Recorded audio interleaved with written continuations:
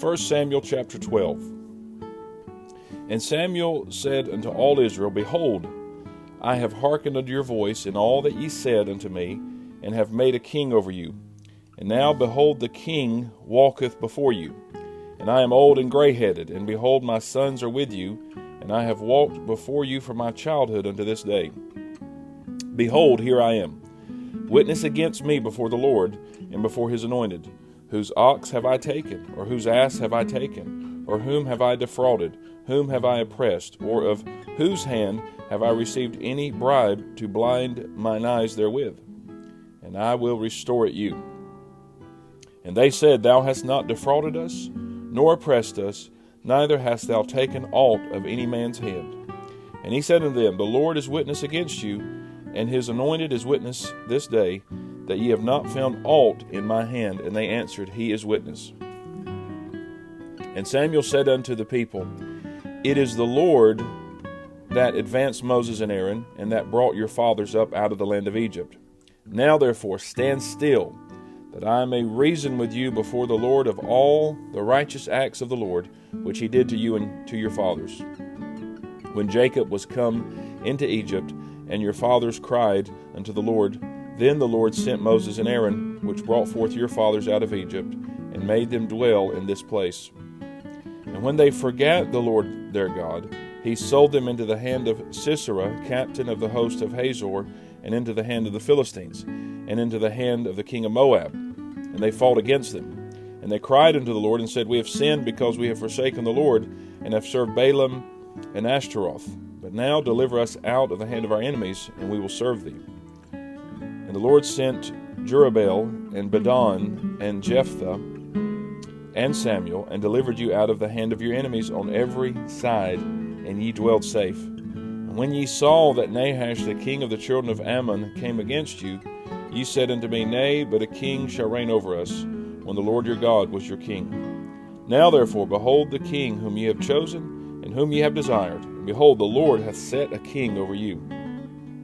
If you will fear the Lord, and serve him, and obey his voice, and not rebel against the commandment of the Lord, then shall both ye and also the king that reigneth over you continue following the Lord your God.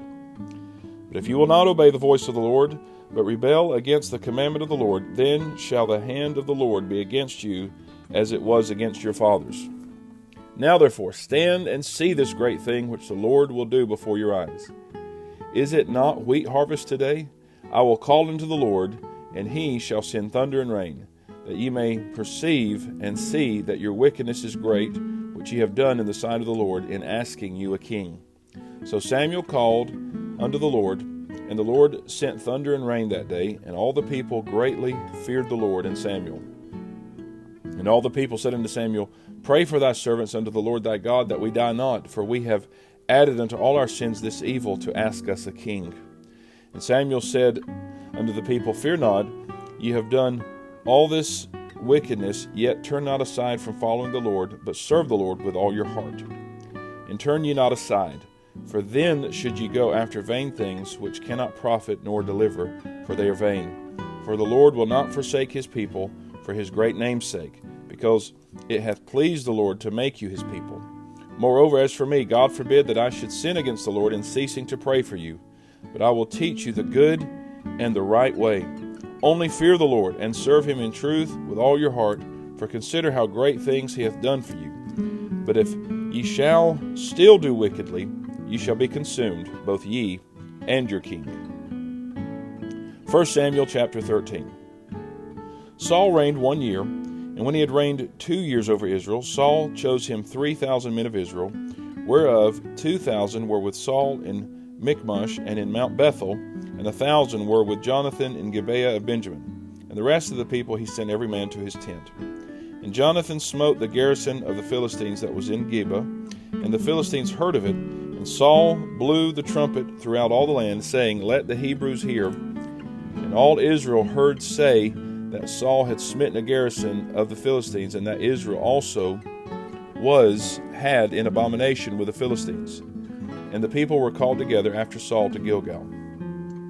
And the Philistines gathered themselves together to fight with Israel, 30,000 chariots and 6,000 horsemen, and people as the sand which is on the sea shore in multitude. And they came up and pitched in Michmash, eastward from Bethaven. When the men of Israel saw that they were in a strait, for the people were distressed, then the people did hide themselves in caves, and in thickets, and in rocks, and in high places, and in pits. And some of the Hebrews went over Jordan to the land of Gad and Gilead. As for Saul, he was yet in Gilgal, and all the people followed him trembling. And he tarried 7 days according to the set time that Samuel had appointed. But Samuel came not to Gilgal, and the people were scattered from him. And Saul said, Bring hither a burnt offering to me, and peace offerings. And he offered the burnt offering. And it came to pass that as soon as he had made an end of offering the burnt offering, behold, Samuel came, and Saul went out to meet him, that he might salute him. And Samuel said, What hast thou done? And Saul said, Because I saw that the people were scattered from me, and that thou camest not within the days appointed, and that the Philistines gathered themselves together at Michmash. Therefore said I, The Philistines will come down now upon me to Gilgal, and I have not made supplication unto the Lord. I forced myself therefore and offered a burnt offering. And Samuel said to Saul, Thou hast done foolishly. Thou hast not kept the commandment of the Lord thy God, which he commanded thee. For now would the Lord have established thy kingdom upon Israel forever. But now thy kingdom shall not continue. The Lord hath sought him a man after his own heart, and the Lord hath commanded him to be captain over his people, because thou hast not kept that which the Lord commanded thee. And Samuel arose and gat him up from Gilgal unto Gibeah of Benjamin. And Saul numbered the people that were present with him, about 600 men. And Saul and Jonathan his son, and the people that were present with them, abode in Gibeah of Benjamin, but the Philistines encamped in Michmash. And the spoilers came out of the camp of the Philistines in 3 companies. One company turned unto the way that leadeth to Ophrah, unto the land of Shual, and another company turned the way to Beth-horon, and another company turned to the way of the border that looketh to the valley of Zeboim toward the wilderness. Now there was no smith found throughout all the land of Israel, for the Philistines said, Lest the Hebrews make them swords or spears. But all the Israelites went down to the Philistines to sharpen every man his share, and his coulter, and his axe, and his mattock. Yet they had a file for the mattocks, and for the coulters, and for the forks, and for the axes, and to sharpen the goads. So it came to pass in the day of battle that there was neither sword nor spear found in the hand of any of the people that were with Saul and Jonathan. But with Saul and with Jonathan his son was there found. And the garrison of the Philistines went out to the passage of Michmash. 1 Samuel chapter 14. Now it came to pass upon a day that Jonathan the son of Saul said unto the young man that bare his armor, Come, and let us go over to the Philistines' garrison that is on the other side. But he told not his father. And Saul tarried in the uttermost part of Gibeah under a pomegranate tree, which is in Migron. And the people that were with him were about 600 men. And Ahai, the son of Ahitub, Ichabod's brother, the son of Phinehas, the son of Eli, the Lord's priest in Shiloh, wearing an ephod, and the people knew not that Jonathan was gone. And between the passages by which Jonathan sought to go over unto the Philistines' garrison, there was a sharp rock on the one side, and a sharp rock on the other side. And the name of the one was Bozez, and the name of the other Seneh. The forefront of the one was situate northward over against Michmash, and the other southward over against Gibeah. And Jonathan said to the young man that bare his armor, Come, and let us go over unto the garrison of these uncircumcised. It may be that the Lord will work for us, for there is no restraint to the Lord to save by many or by few. And his armor-bearer said unto him, Do all that is in thine heart, turn thee, behold, I am with thee according to thy heart. Then said Jonathan, Behold, we will pass over unto these men, and we will discover ourselves unto them. If they say thus unto us, Tarry until we come to you, then we will stand still in our place, and will not go up with them. But if they say thus, Come up unto us, then we will go up, for the Lord hath delivered them into our hand, and this shall be a sign unto us. And both of them discovered themselves unto the garrison of the Philistines. And the Philistines said, Behold, the Hebrews come forth out of the holes where they had hid themselves. And the men of the garrison answered Jonathan and his armor-bearer, and said, Come up to us, and we will show you a thing. And Jonathan said unto his armor-bearer, Come up after me, for the Lord hath delivered them into the hand of Israel. And Jonathan climbed up upon his hands and upon his feet, and his armor-bearer after him. And they fell before Jonathan, and his armor-bearer slew after him.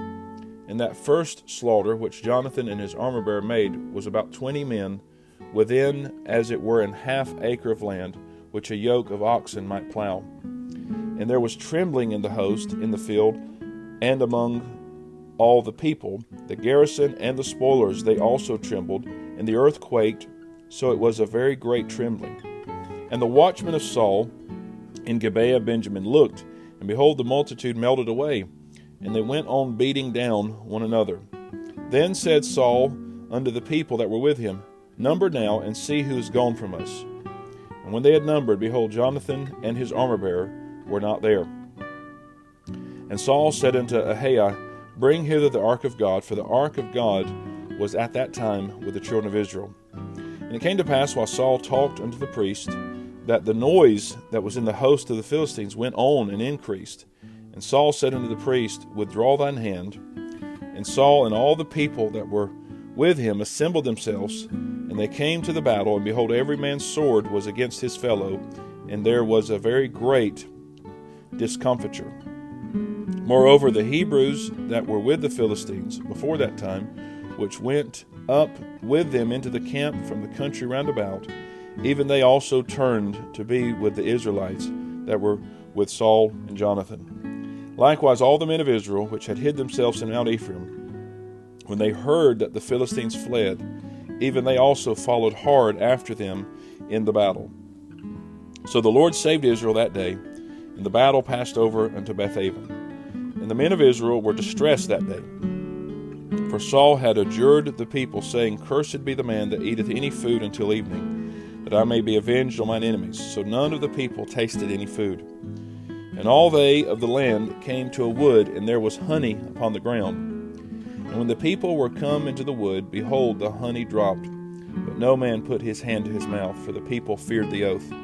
But Jonathan heard not when his father charged the people with the oath. Wherefore he put forth the end of the rod that was in his hand, and dipped it in an honeycomb, and put his hand to his mouth, and his eyes were enlightened. Then answered one of the people, and said, Thy father straitly charged the people with an oath, saying, Cursed be the man that eateth any food this day. And the people were faint. Then said Jonathan, My father hath troubled the land. See, I pray you, how mine eyes have been enlightened, because I tasted a little of this honey. How much more, if haply the people had eaten freely today of the spoil of their enemies which they found? For had there not been now a much greater slaughter among the Philistines? And they smote the Philistines that day from Michmash to Aijalon, and the people were very faint. And the people flew upon the spoil, and took sheep and oxen and calves, and slew them on the ground, and the people did eat them with the blood. Then they told Saul, saying, Behold, the people sin against the Lord, in that they eat with the blood. And he said, Ye have transgressed. Roll a great stone unto me this day. And Saul said, Disperse yourselves among the people, and say unto them, Bring me hither every man his ox, and every man his sheep, and slay them here and eat. And sin not against the Lord in eating with the blood. And all the people brought every man his ox with him that night, and slew them there. And Saul built an altar unto the Lord. The same was the first altar that he built unto the Lord. And Saul said, Let us go down after the Philistines by night, and spoil them until the morning light, and let us not leave a man of them. And they said, Do whatsoever seemeth good unto thee. Then said the priest, Let us draw near hither unto God. And Saul asked counsel of God, Shall I go down after the Philistines? Wilt thou deliver them into the hand of Israel? But he answered him not that day. And Saul said, Draw ye near hither, all the chief of the people, and know and see wherein this sin hath been this day. For, as the Lord liveth, which saveth Israel, though it be in Jonathan my son, he shall surely die. But there was not a man among all the people that answered him. Then said he unto all Israel, Be ye on one side, and I and Jonathan my son will be on the other side. And the people said unto Saul, Do what seemeth good unto thee. Therefore Saul said unto the Lord God of Israel, Give a perfect lot. And Saul and Jonathan were taken, but the people escaped. And Saul said, Cast lots between me and Jonathan my son. And Jonathan was taken. Then Saul said to Jonathan, Tell me what thou hast done. And Jonathan told him and said, I did but taste a little honey with the end of the rod that was in mine hand, and lo, I must die. And Saul answered, God do so, and more also, for thou shalt surely die, Jonathan. And the people said unto Saul, Shall Jonathan die, who hath wrought this great salvation in Israel?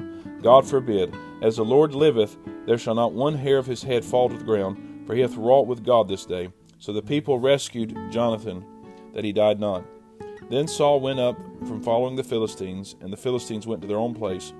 So Saul took the kingdom over Israel, and fought against all his enemies on every side, against Moab, and against the children of Ammon, and against Edom, and against the kings of Zobah, and against the Philistines. And whithersoever he turned himself, he vexed them. And he gathered an host, and smote the Amalekites, and delivered Israel out of the hands of them that spoiled them. Now the sons of Saul were Jonathan, and Ishui, and Melchishua. And the names of his two daughters were these, the name of the firstborn, Merab, and the name of the younger, Michal. And the name of Saul's wife was Ahinoam, the daughter of Ahimaaz. And the name of the captain of his host was Abner, the son of Ner, Saul's uncle. And Kish was the father of Saul, and Ner, the father of Abner, was the son of Abiel. And there was sore war against the Philistines all the days of Saul. And when Saul saw any strong man or any valiant man, he took him unto him. This is the reading of God's holy word.